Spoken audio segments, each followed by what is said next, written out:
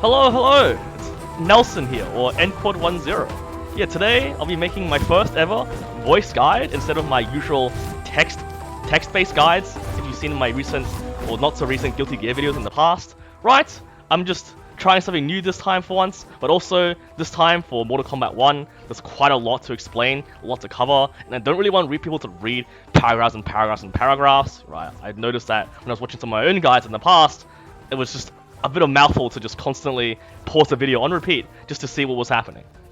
So I'm making a Mortal Kombat 1 guide today about Kenshi because this is one of the characters I played in Mortal Kombat 10 who I really liked. My main in Mortal Kombat 10 was not in this game, so I am maining Kenshi in this game.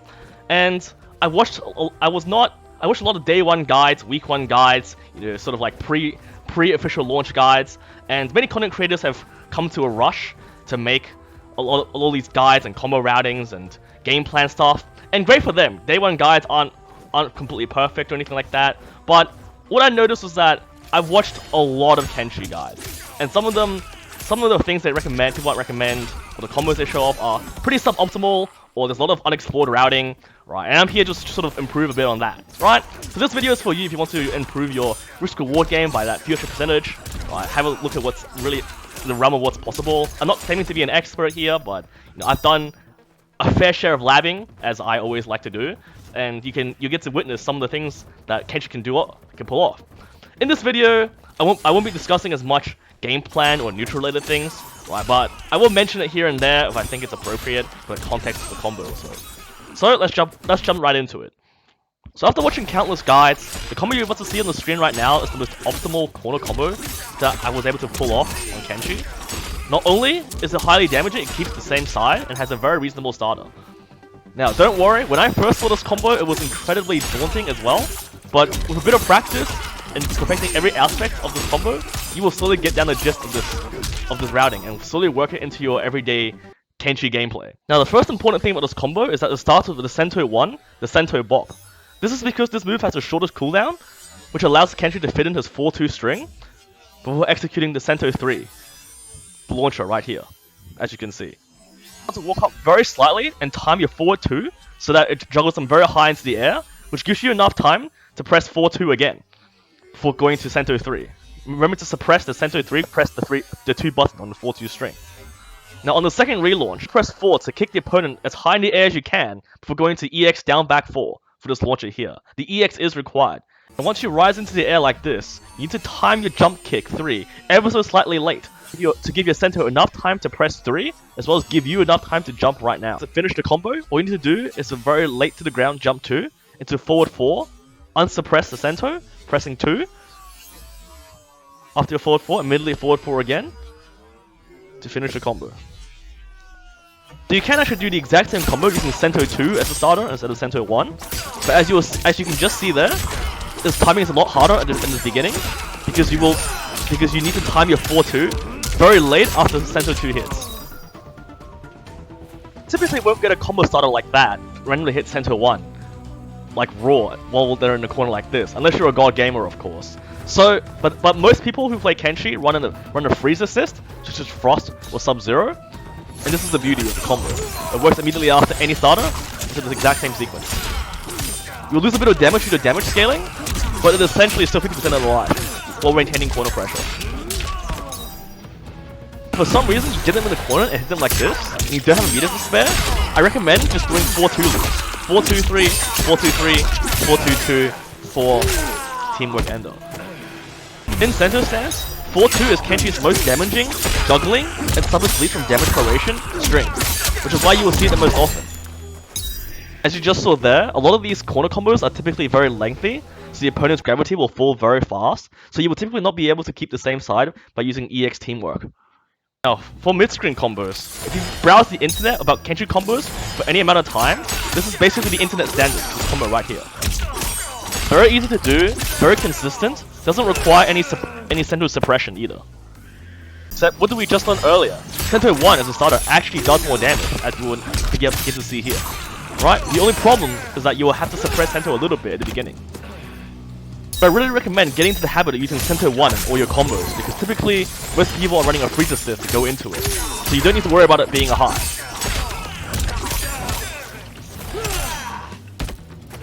To take it to the next level, you can actually loop Kenshi's forward 2-2-1 string twice into Sento 3 to get slightly more damage, but you have to suppress Sento until after 4-2-2-1 inputs. Now for the real big boy combos. As we discussed earlier, Kenshi's 4-2 actually is best damage, so looping it as often as you can like those will give you even more damage, up to almost 50%. Now even though you are basically looping 4-2 on repeat, this combo is actually deceivingly difficult, because you need to manage your Sento cooldown. On this part here, you have to delay your 4 before down back 4, so that Sento has enough time to recover into Sento 3 once more, before you do teamwork. For the final step, this combo uses the same concept as our corner combo, where we use forward 2 to juggle into this sequence right here. Look at that. Yes. If you're wondering, this does mean that if you hit anything, if you can hit from anything into a breach assist, you get 50% of any opponent's HP from anywhere on the screen if you're good enough at doing this combo consistently. It's very important for you to have big punishers like these to stop people spamming unsafe shit, such as Melina Ball.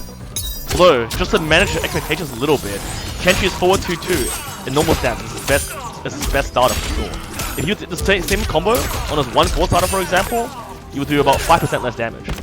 Now the starting sequence of this combo borrows the exact same concept as our corner combo. After our launching here, we want to dash and manually time our forward 2 to hit them high into the air. Now press 4, cancel, release Sento, and then you want to forward jump immediately after your 4 press to get a very low jump 2 height there into your forward 4 immediately. The final hard part is timing your Sento 3 after you see your forward 4 has connected. If you do this too early, Sento will miss the lunge. One last thing though, is that if you're learning one of these more advanced mid-screen routes, the combo will last so long that you will not have enough time to actually land your EX teamwork to the same side, like so. To be honest, EX teamwork is sort of a waste of meter, as I will discuss later in this video.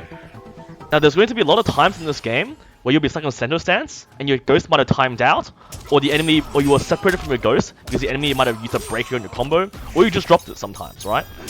Kenshi really has no other special attacks in this stance besides this EX down back 4. So the only thing you can really do is a string into EX karma into jump kick, in which you can micro dash even in mid screen to fit another ender inside. As you can see from the recording, after EX down back 4, the only real optimization you can put is that after jump kick, instead of 4-2, you can press 2-1 to fit slightly more damage in. Now this is the important part. So much of Kenshi's win condition is to have your opponent block or get hit by Sento and you as well. So you need a safe way to resummon Sento in this stance. Here's the awesome part about EX down back 4. You can sacrifice a little bit of damage and get more Oki by pressing 4 into EX Sento recall right here. This actually gives you enough time to block and press 2 while blocking to get the Sento to cover meaty as well as break any armor. Now once you land a combo into down back 4, you have them in the sandwich position, and most people know this is a good time to go for extended pressure or mix up. For the overhead mix up, you just want to press back 2 into a slightly delayed Sento 1 and keep it simple like so. You generally want to keep your combos after down back 4 short and simple, because typically you will not have very much Sento meter to work with before your ghost expires. I've seen some pretty crazy back 2 routes which require spending meter into EX down back 4 to get like 10 more damage. It's really not worthwhile, and you really need the meter to resummon Sento should you not kill the opponent off this combo.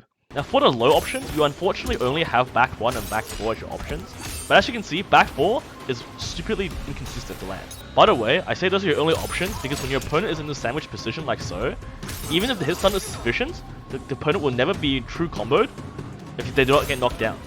As a result, the only combo I can find for Kenshi's back 4 starter is a quick Sento 2 before they actually touch the ground. Now even though using back 4 is pretty tricky as we just saw, using back 1 is actually just as difficult because you have to use back 1 too to actually launch them for your Sento 2 behind them to actually connect. Then after back 1 2, you have to manually time 4-2 so your Sento shadow actually doesn't fly past. And even now, this combo does less damage than your back 4 starter. You can use Sento 2 instead of Sento 3 after this 4-2 to make the combo slightly more stable like so. Don't forget, you can also attempt these mix-ups even without the sandwich positioning. It's just that, you will have to adjust your routes accordingly. Since the opponent is no longer sandwiched, you need to execute Sento 3 immediately after back 1-2, so that you can actually reach your opponent twice. Just like the low option, you need to adjust your overhead routing to go back 2 into immediate Sento 3 to actually launch your opponent twice. One more thing about back 1, It's actually a great way to get into your Sento recall using the trick we mentioned before. It's just you will have to use jump 2 instead of jump 3. Something else really cool about Sento's combo game is that you can utilize Antiairs into Sub-Zero's freeze assist to go into Sento stance, like so. I'm unsure if this works with Frost, but it will be more height dependent. Note that because of variable height, this is the only sort of combo where you should not start with Sento, but yourself to use 4-2 to stabilize the combo for your Sento 3. If you're using Sub-Zero, you can actually still save the combo if you autopilot back 2 into Rising Karma, like so. Unfortunately, this will make the combo really hard to perform, and you will actually do less damage. Jump Kick is easily Mortal Kombat's most overpowered approach tool, given how active it can be and how early it starts. So it's quite important that you get these conversions down, simple conversions down, for decent damage like so. With the Jump Kick in the corner, or any airborne state in general, you can call any sort of cameo assist to make this convert into Sento stance. This includes people like Frost, Darius, Sub-Zero, Cyrax, Jax even. In Midscreen, Jump Kick is way harder to convert off and usually requires a deep late hit. You can typically only fit one button into a special. You can always spend meter on the overhead special in scenarios like these, but I recommend against it as it doesn't add a whole lot more damage for your meter. You might be able to do assist call shenanigans here, but typically it's very spacing dependent and not very realistic to get. So make sure if you do ever get this, just use 4-2 Sento 3 to keep the combo stable and consistent. Also, like most characters, if you ever hit a deep jump 1 or jump 2, it's party time. Try and hit confirm into your forward 2-2 and do the best damage combo you can think of at the spot, and are willing to execute. One last thing, I mentioned I didn't really like EX teamwork, the EX down back 4 move, because this move typically doesn't do very much for you outside of a mid projectile if you use it as a combo ender, because you do not have time to actually recall your Sento or to resummon your Sento using another bar before your opponent can do something to you. It is not safe enough to do so. And even if your opponent does not have a fast gap closer like Scorpion Spear or Molino Ball, you will still give up a lot of your pressure. Instead, if you just use your normal down back 4 teamwork move, you will at least, even if your shadow runs out, you will at least have one opportunity to hit your opponent for free on Oki. And after all that, I hope you enjoyed watching. See you later.